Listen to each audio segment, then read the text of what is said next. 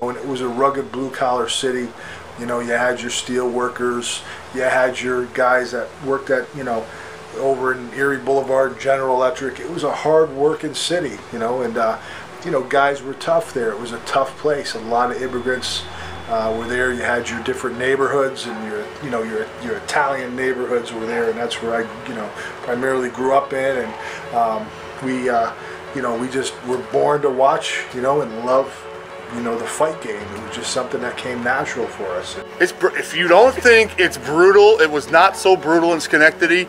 You have no idea what it was like in the 80s, the 90s.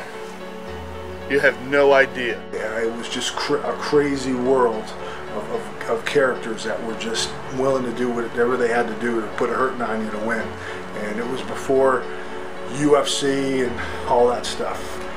Way before that stuff. It was in the 80s, and then in the 90s we kept doing it. I went to a gym one day, started working out, started training. Boom, boom, boom, boom, pow, pow, pow, pow. You know, next thing you know, a bunch of guys come in. Hey, we'd like to fight this guy. Hey, we'd like to fight that guy. You guys want to make some money? My trainer Pep was a great fighter. He was called the Schenectady Iron Man, and he didn't want us involved in it because he said, "You're gonna get hurt. You're gonna get hurt." There was no doctors. It was so brutal. I mean, I literally seen the guy just taken out back and just thrown out the back door. We'd have all these guys around there with baseball bats. They'd be watching the area, and we'd bring our own money and bet on ourselves. And we'd have a neutral party holding on to the money, and then we'd go in there and we'd do our thing. But you know, who knew who was in charge? They never had no physicians, no doctors. There was no trainers. It was just it was an incredible time. I broke my hand right here, my scaphoid bone right here, and I kept fighting.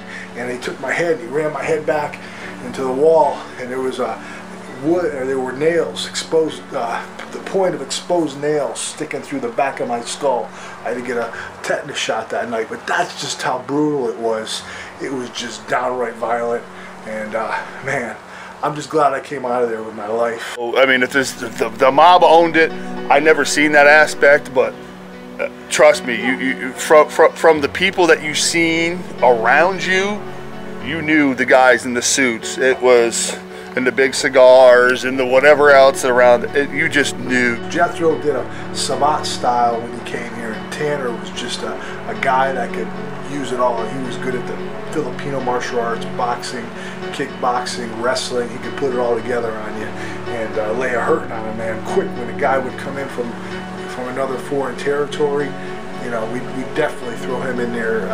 You know, Tanner would be the guy that would be the first guy that would, you know, jump in the bit and say, hey, I want this guy.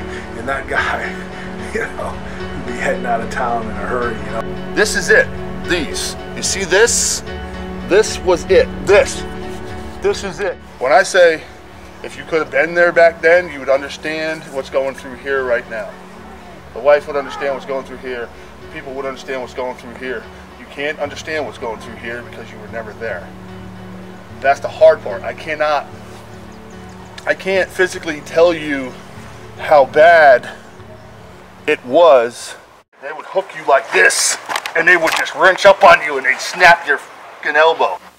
So basically what I'm trying to say is the underground network in Schenectady was just so many people just getting together and beating the hell out of each other.